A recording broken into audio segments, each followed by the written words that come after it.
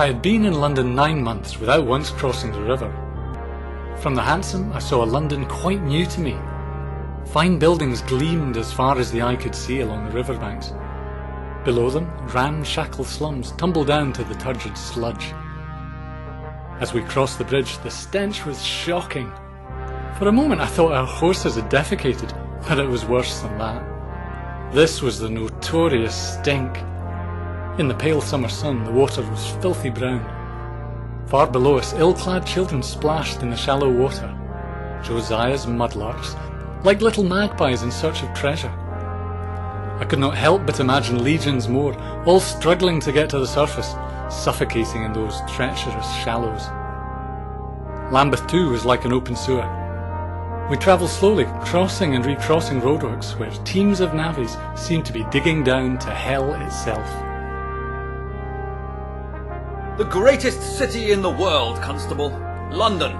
Do you know what London is? It is a city crying out for power. Gas is all well and good for streetlights that are the envy of Europe, but machinery? Look! Here are the docks needing engines and cranes. Here are the theatres wanting safety curtains. Mayfair hotels installing passenger elevators. Construction all over. Roads, railways, statues erected, bridges thrown across the river. London is hungry for new sources of power, and I intend to satisfy that hunger.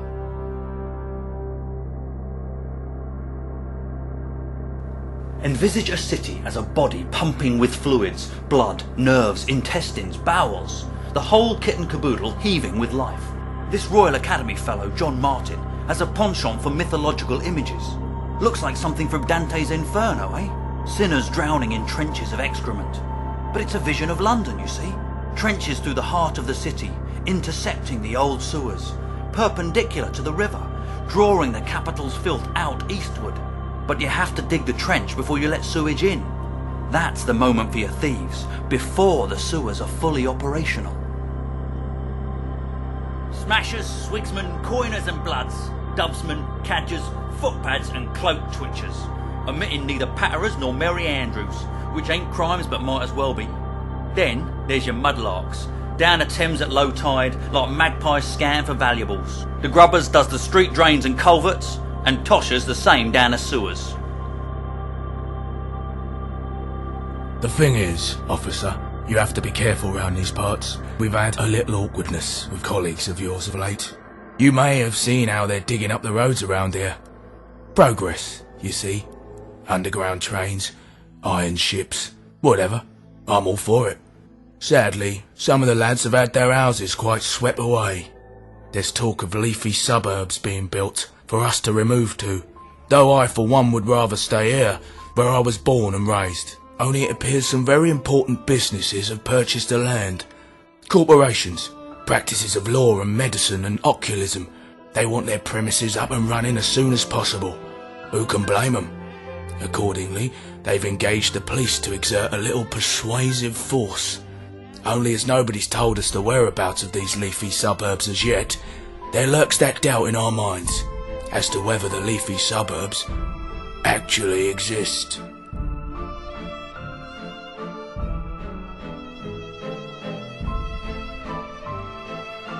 You're a novice, you are, guarding the public. Don't make me laugh. They'll eat you alive here.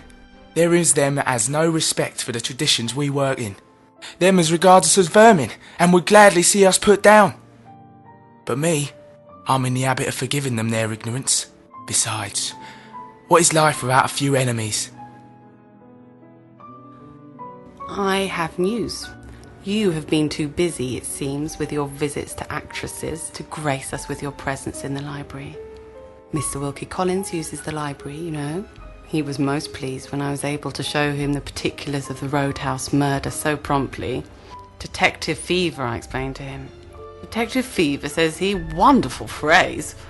I shall steal it for my next novel, if I may. Nellie likes to fascinate. She seems an endless riddle that doesn't give her a solution, but she does love things that sparkle. She loves the bright lights, diamonds, pearls. Don't form an unkind picture of her though. She's no fool. She's drawn to sparkling people as well, She loves quick repasts, dueling talk, all the artillery that goes with good conversation. Weapons as satisfying as good port, only cheaper. You think I'm a fool? I can see you do. That a prince would never court a girl like me, even now I talk proper. Think what you like. Nearly wet himself when we met. Promised to take me off the stage and look after me.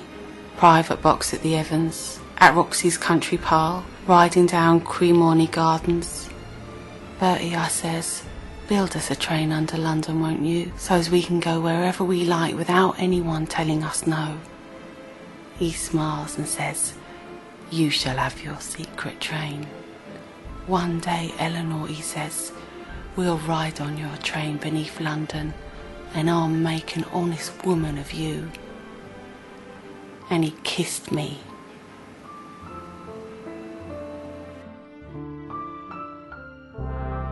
Oh, fat fowl, false friend, the time of judgment draws near. Across the Styx go I, eyeless in Gaza, at the mill with slaves. When you shall descend where you belong, I shall know in which circle to place you. Those whom the gods would destroy, they first make mad.